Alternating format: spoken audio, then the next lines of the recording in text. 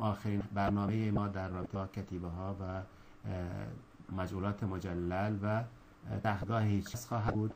بعد از یک مستندی هم هست به نام مستند طوفان که براتون هم پخش خواهیم کرد و امیدوارم هم در این مدت با هم که هستیم بتوانیم به یک سری از حقایقی دست یافته باشیم.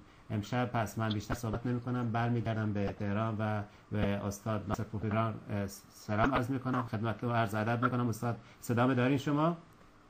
بله صداتون در نام خدا و با سلام به خدمت جناب عالی دوستان و بینندگان و شنوندگان و دوستان و دشمنان همه سرجم مخواستیم امشب کمی به عنوان آخرین جلسه‌ای که درباره ایران باستان صحبت میشه کمی جدی‌تر با هم صحبت بکنیم و مسائل رو کمی بی‌پرده‌تر طرح بکنیم.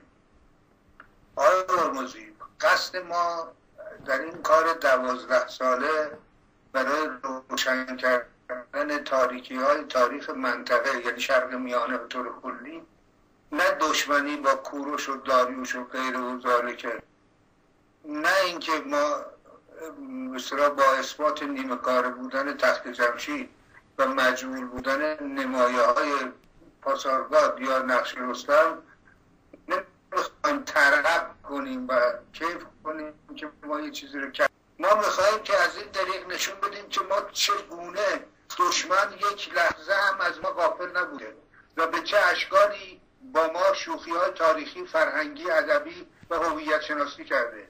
قوم‌های متفرق ساختند، مثلا قرارهای مختلف مذهبی گذاشتن و امروز در جهان اسلام آشفتگی کامل برپاست.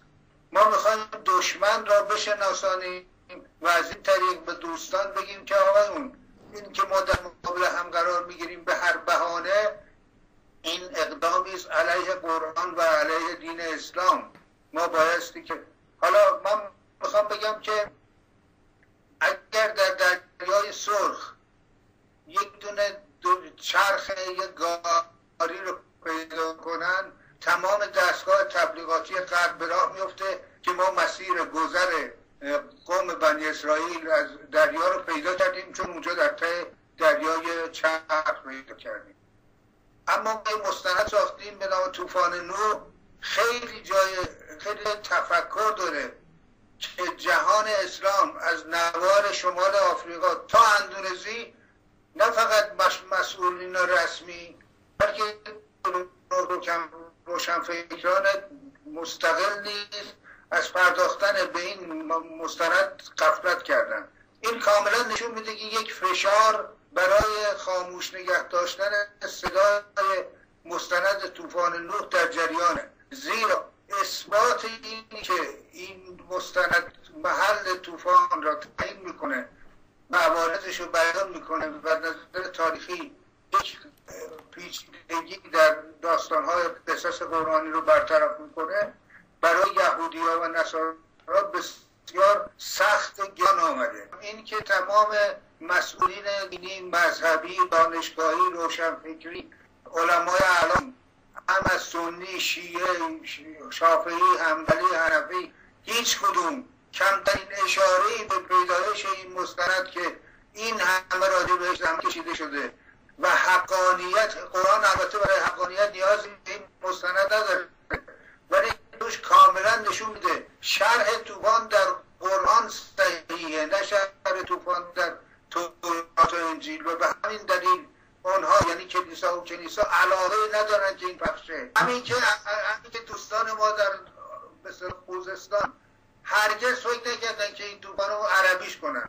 همه کاری که من پس از جوانانی که در اهواز هستن و میتونن به این طوفان نوح را بنویسیش کنن، درخواست میکنیم که استاد را کمک کنن و این طوفان نوح رو به زبان عربی به دیگر بینندگان ما نشون بدیم. من از این را هم برای استاد درخواست میکنم که این کار اگر بعد از 5 سال انجام نشده، یقین بدونید که با توصیه شما انجام نخواهد شد. خب عواملی که اثبات میکنه تخت جمشید یک بنای نیمه‌کاره است، بنا در این رشت میبینید، بر این پایه هست که آغاز رشد دروغ در سرزمین‌های شرق میانه از این بنا رویده، یعنی این شکوفه بدبوی بدنهای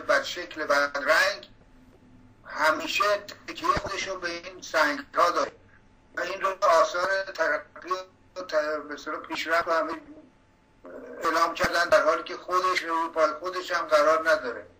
ببینید این عکس‌هایی که از این به بعد شما از تخت جمشید می‌بینید اولین عکس‌هایی است که تخت جمشید تا کنون گرفته شده. یعنی ما قدیمتر از این عکس‌ها دیگه عکس نداریم. اینجا شما نگاه بکنید، در عکس یک نگاه بکنید ببینید پای ستون‌هایی که روی زمینه کاملا خود و خمیر شده، اما با کمال تعجب ما می‌بینیم ستون‌ها روی پای ستون‌های نسبتاً سالم‌تری ایستاده. حالا ما بعداً توضیح میدیم راجع به این. خب این همون محله، اون چیزی که عکس شماره 2 همون محله. این چیزی که در این عکس یه حکایت دیگری است کاملا مجزا از حکایت عکس قبلی. این کار کیه که برداشته اون خورده سنگای روز ریخته رو که هیچ نقشی روش نیست تبدیل کرده به یه همچین سالونی که فقط تاق لازم داره تا یه کسی زیرش زندگی بکنه. بفرمایید سومی. این عکس که باز هم از قدیمترین عکس هاست، یعنی قدیمترین عکسه به این علتی که اون بخشی که شما در اون عکس رنگی میبینید، یعنی در اون کادر رنگی میبینید، همون بخشی است که در حال حاضر زیر اون سوله انبار یافته های تخت جمشید است. در این بخشی که شما در عکس 3 دیدید، در عکس 4 در قسمت سمت چپ میبینید که یک نیمچه شهرکی در زیر خاک بیرون اومده که دارای راهروهای متعدد و در حال حاضر این چیزی که در این کادر قرمز میبینید در عکس 5 یه همچین چیزی است. یعنی اون مرکز، اون بنای سوله مانند و موزه‌ای که کنونی است، به جای اون قسمتی که شما دیدید که مملو بود از کارهای خشتگلی، حالا در دوران جدید، یعنی این ساخت خود این بسیار سوله مرکز نگهداری یافته ها مال سال 1310-11 است، ولی اونی که دیدید مال تقریبا 10-15 سال قبلشه. چجوری با چه اختیاری اون آثار رو نابود کردن و به جاش این سالون و سوله رو ساختن. ملاحظه کنید این یک قسمت دیگری در عکس 6 یک قسمت دیگری از همون بقایی است که الان به جاشون سوله رو ساختن. همه چی خشت و گله و هیچ چیز سنگی نیست. این پله ها شما نگاه بکنید، دیواره و پایه پله ها رو نگاه کنید، اینا تماما خشت و گله و حکایت از یه هستی دیگری جز هستی سنگی که به هخامنشیان نسبت میدن هست. این عکس شماره 7 دیوار جنوبی بنای کاخ خشایارشا است. شما ملاحظه کنید که این سقفه، اگر من عکسشو پیدا کرده بودم و گذاشته بودم، در حال حاضر روی این سقفه اتودهای مختلفی از سربازان داریوش، کوروش در ابعاد بسیار کوچک ساختن و نشون میده که روی همچنان که این نوارهایی که انداختن نوارهای مربوط است به سردرهای سراسر تخت جمشید، این یک کلاس آموزشی کامل برای حجارهایی که قراره در تخت جمشید از این خرابه‌هایی که شما تا حالا دیدید و بعدا میبینید که تخت جمشید قابل افتخار بسازن. من در یه فرصت دیگه اون عکس رو برای شما میذارم که همین دیوار پر از اتودهایی از تصویر زمان هخامنشی بر ابعاد خیلی کوچکتر و داریوش و همینطور. این نشون میده که ما با حقیقت روبرو نیستیم، تمام نمایشه. خب استاد عکس شماره 7 رو توضیحش رو تمام شد. این هنوز عکس گویا تا حال به حال چیز نشد، حفاری هم نشد، خاکاش هم دور و براش هست، دیواراش هم ترک برده و شکست برده. خب ما میریم عکس شماره 8 رو که دروازه، فکر کنم دروازه جهان باید باشه. از بخش ریشه به شما میگه تا چه اندازه این سرها و این رواقها غیر قابل تعمیر به نظر میرسه، ولی امروز به شما سردر رواقهایی که میدن کاملا نوسازی شده و از اون عجیب‌تر این که روی تمام اینا کتیبه هم وجود داره. حالا در 1 ساعت تا 2 ساعت یا استاد چجوری ممکنه آدم اینو کتیبه داشته؟ استاد این منشه عکس‌ها کجا هست؟ این یه سایت هست مال اگر اشتباه نکنم آقای اشمیت یه کسی دیگه از وارد شوندگان نخستین و تبدیل جمشید. این کجا میشه پیدا کرد؟ من رفرنسشون میخوام. من باید دفعه اطلاعات اون چیزی که من فرستادم داری که سایتشون نشون.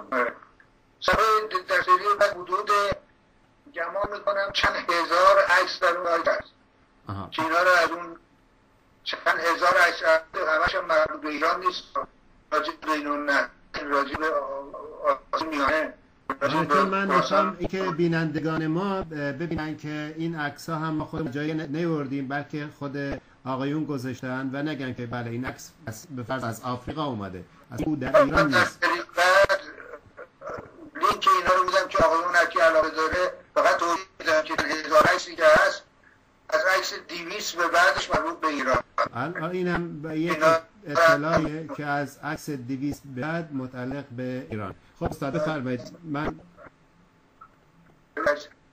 همچنین ها میدونید که در عکس نو این پله‌هایی که شما ملاحظه میکنید همونقدر معیوب خورد شده است که پله‌های ورودی جمشید خورد اومد. اما امروز تمام این پله‌ها سالمه و نمیگن که اینا رو متازه کرد، میگن بقایای اون پله‌هایی که داریوش ازش میرفته بالا یا خشایارشان میرفته بکنه. بفرمایید. این ستون عکس 10 مال تالار آپادان هست. این قسمت بالا همچنان که میبینید یک قدش در حال فروریزیه. اون قسمتی که در قاده هنوز مثل قسمتی که به دور کاره شیاراندازی نشده، یعنی سنگ حجاریش نیمه کاره است. بنابراین همه گفتگو درباره اینکه اینجا گوهر معماری جهانه صبر می‌کرد اینجا ساخته شد تا میشد درباره‌اش قضاوت کنیم. این چندمین نمونه سنگی است که ما رغم اینکه بسیار شخصی کردن از سخت جمشید و بیرون بردن ما بتونیم از اونها اثبات کنیم که شیاراندازی‌ها نیمه کاره رها شد. این نمای دیگه در عکس 11 یه نمای دیگری استار که نشون میده که قسمت قابل حتی عنوان اتوب بازسازی هم نداره. بک‌گراند در نشون میده که تمام این تپه‌ها هنوز در زیر خاک خوابیده و هیچ نوع اکتشافی درباره‌اش انجام نشده. عکس 12 این مربوط است به یک اسفنکسی در مقابل سمون و کاخ نیمه ساخت دانشجویان میگن از زمان این سروس فاسد و آن چیز برای مخابیر میدادن اینجا نیست. در عکس 13 آن سرگاهی که بود و هیچ نشان نشد از اینکه این چشمان در حجم بسیار بیش از اون چیزی در این تبدیل شده بود در یوروپس که کله اسب داره. کجا بردن اینو؟ آقای متعصبت پس از این همه ارسولیوشن هم اصلا اینا کمی به خودشون رجوع کنن که ما از چه بکنیم؟ رولا چه فوش نبه؟ اون چشم ها باز کرده یهود عصبانی هم تو که ما تحقیقی هیچکس توانیم و هر چیز دیگه رو در مملکت خودمون ساخته باشیم، اما هیچ بلندگویی نه در روزنامه، هفته‌نامه، ماهنامه، رادیو، تلویزیون هیچ نبود که یک چنین مستندی ساخته شده. اسمشو نبودن. این قانون در من جاری. استاد در ایران این مستند شما درست کردیم باید از پخش شد. دولت اسلامی و صحبت از اسلام که اون در کشوری که هست من فکر می‌کنم که از منطقه خود و از خود کند. خب میگم که نکردن درباره که ما مستقیما روز کنیم و درخواست کردیم که شما باید این اخباریچکت رو برای آشنایی مردم باید پخش کنید، بعد این زگرد بذارین و نتیجه ملی ازش میگیریم و این نتیجه ملی اتهام بذاریم و در که بچه‌ها دروغ نذاریم و این نتایج جدید رو بذاریم. اگر هیچ کس اعتنا نمی‌کنه به نظر شما به دلیله. برای این حال ما عمل شخصا اسنادی دارم که شورای جهانی رسما اعلام کرده که کارهای پوپی را درباره‌اش حرف نزنید و بذاریدش در باغچه سکوت بمانند تا ببوسد. خب کیه که داره دستور را اجرا کنه؟